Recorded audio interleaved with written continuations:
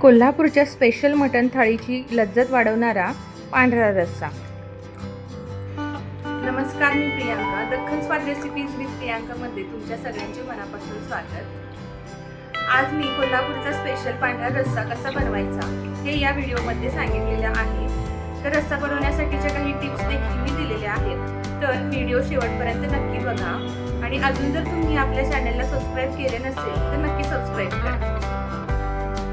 चला तर मग वेळ न घालवता रेसिपीला सुरुवात करूया.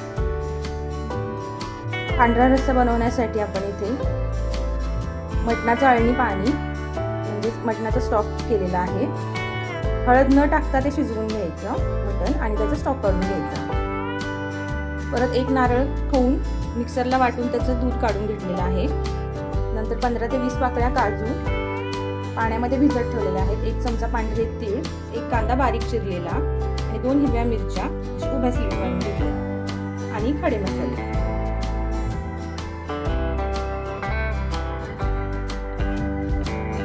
चला आता आपण पांढऱ्या रस्स्याची रेसिपी बघू. पॅन गॅसवरती ठेवला तर गरम झाला तर थोडंसं तेल टाकून घेतलं.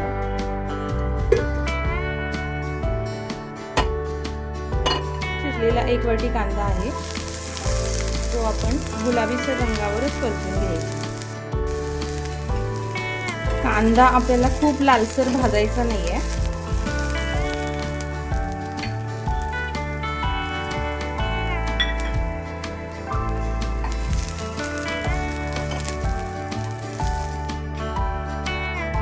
यामध्येच 3-4 लसणाच्या पाकळ्या, 2 आल्याचे तुकडे, 1 छोटा चमचा जिरे,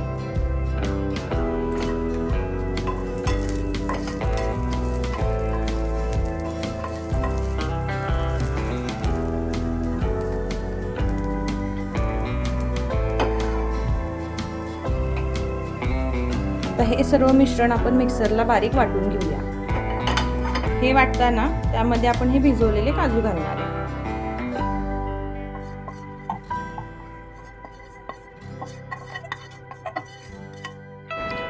अशा प्रकारे बारीक अशी पेस्ट बनवून घ्यायची आणि आता आपण रस्स्याची फोडणी करून घेऊया.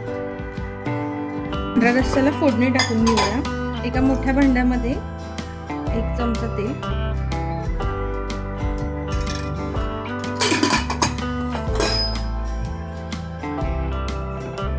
तेल गरम झाल्यावर त्यात आपण खडे मसाले टाकणार आहे. ह्याच्यामध्ये हा मसाला वेलदोडा जो आहे तो आपण असं फोडून घ्यायचा. त्याने चांगला सुगंध येतो आणि टेस्ट पण चांगली लागते. हे सर्व खडे मसाले आपण आता या तेलामध्ये टाकूया आणि ह्या 2 हिरव्या मिरच्या उभ्या चिरलेल्या. खडे मसाले तेलात चांगले परतून घेतल्यावर आता त्यामध्ये आपण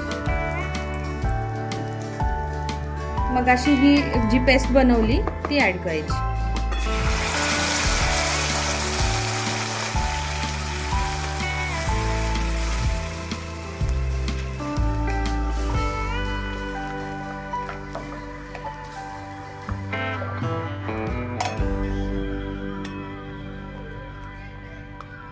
दोन मिनिटं हा मसाला असा चांगला परतून घ्यायचा आणि सतत त्याच्यामध्ये थोडंसं चमचा फिरवत राहायचं, जेणेकरून ते खाली भांड्याला चिकटणार नाही.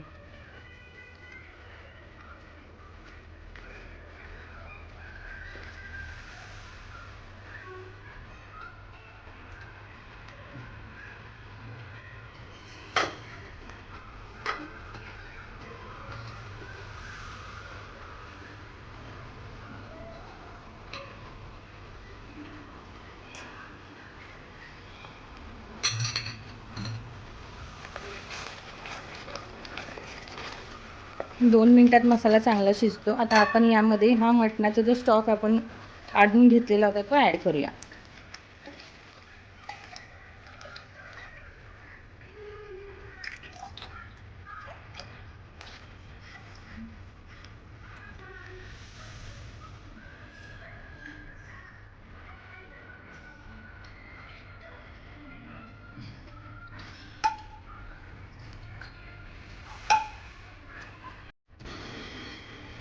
मटणाचा स्टॉक आणि मसाला या सर्व मिश्रणाला आता ह्या उकळी येते चांगली. तर सगळ्यात शेवटी आता आपण यामध्ये हे नारळाचं दूध घालायचं आहे. यावेळी गॅस बारीक करायचा आणि दूध घालायचं.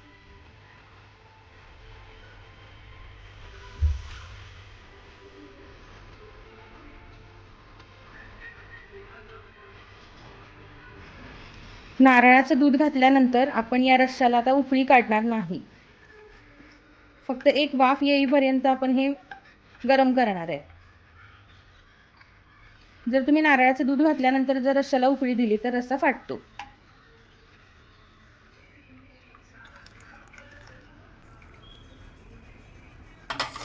एक 2 ते 4 मिनिटांमध्ये आता हे चांगलं गरम होईल, रस्सा चांगला गरम होईल. तसा आपला पांढरा रस्सा आता तयार झालेला आहे.